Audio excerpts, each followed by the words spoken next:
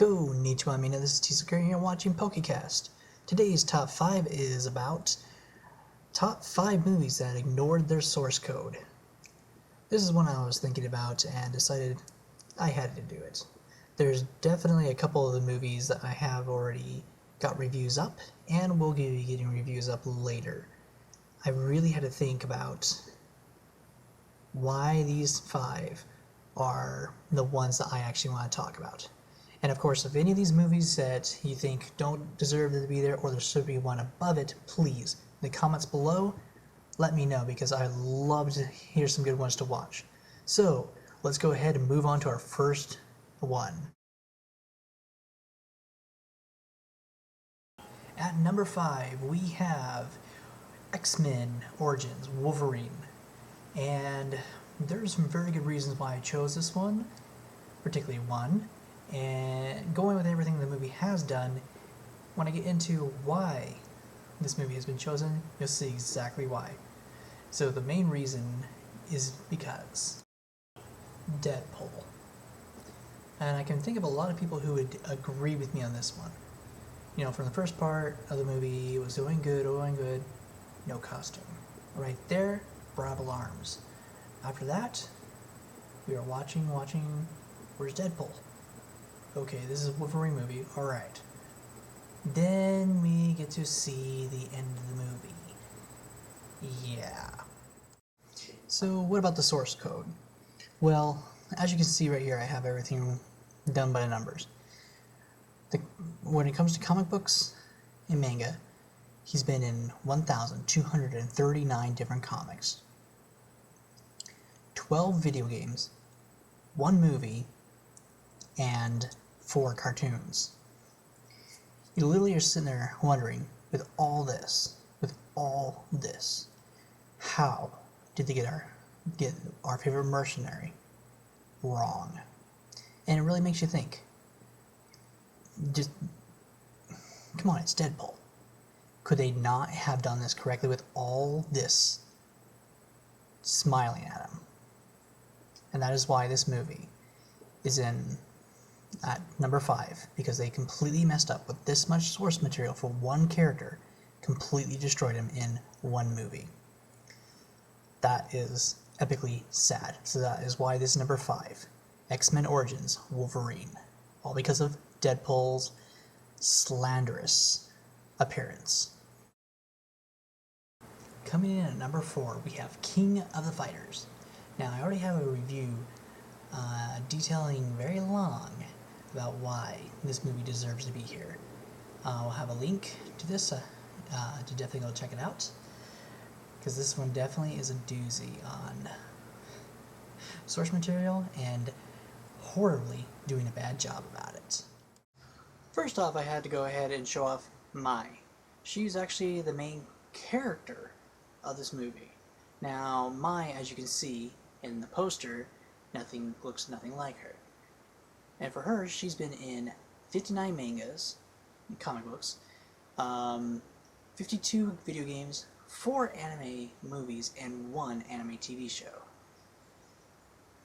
I don't know what they were thinking. I mean, you take one of the women in video games that is a sex symbol, you put her into a movie, and you completely do her so wrong to where people are like, so who's that? Yes, that is Mai on the poster, right over there. Very sad. This is one of the major characters that was super flawed in the movie. Now, of course, there are more, but I can only do one more to explain about how bad the movie was.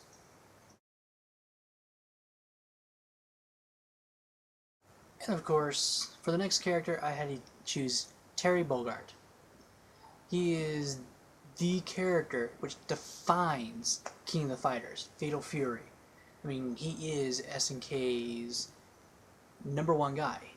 I mean, he is, everybody who's played knows who he is. Well, first off, let's start off with his numbers. 88 comic and manga appearances, 54 video games, 4 anime movies, and 1 TV show as well. But in the movie, they have him It's a CIA agent, short, blonde, I don't even know if it was blonde hair, but short, brown hair, and he's wearing Marty McFly's jacket and can fight worth nothing. They took the sexiest character, put her not very attractively, and then took the most important character and destroyed his image. You thought Deadpool had it bad? They turned... I don't know if that's super bad, but they turned Terry Bogard into a weakling version of Marty McFly. Yes, I'm not joking. Check out my review to see more on this. So that is just absolutely astounding for Terry Bogard.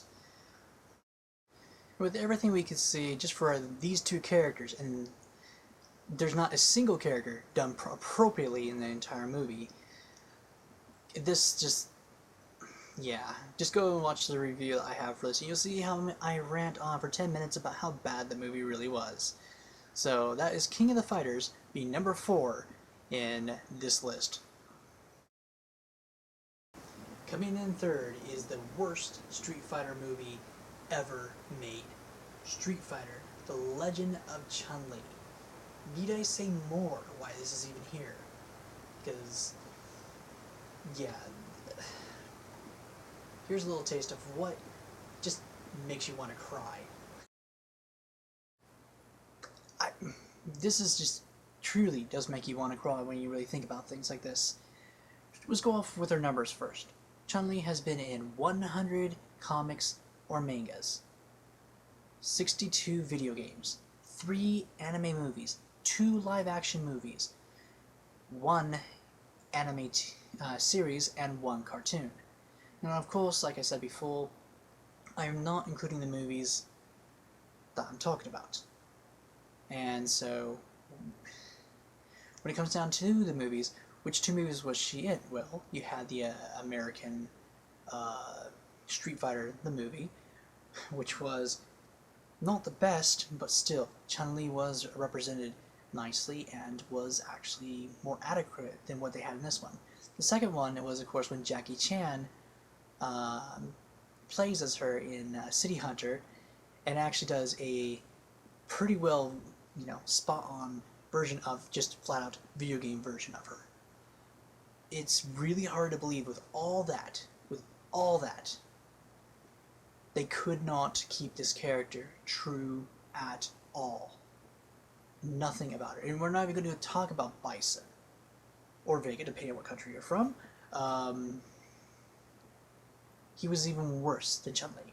But just so much source material, and they could not make a decent Street Fighter movie.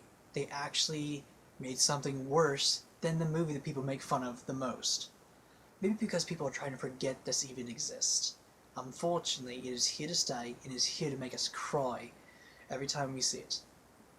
I'm actually going to have to watch this movie again just to get a review done. And I do have the director's cut on Blu-ray, so I have to watch a little bit more, I think like 30 minutes more. But with all that being said, there is a good reason why this actually was here, and why there was a tie for this one, which was Catwoman, but I decided this had worse than Catwoman did. So that is why this one is here. So number 3 being Street Fighter, The Legend of ChunLi. Oh, it's still going to be painful to watch that movie again. And of course, this brings us to the end of part 1 of the top 5 movies that ignored their source code. Definitely some face palms for everybody out there. You understand exactly how I feel. Can't wait to see you guys in part 2. I'll have a link to that. And please leave some comments about these movies or any of them that you think should have been in this list. Sayonara and ciao.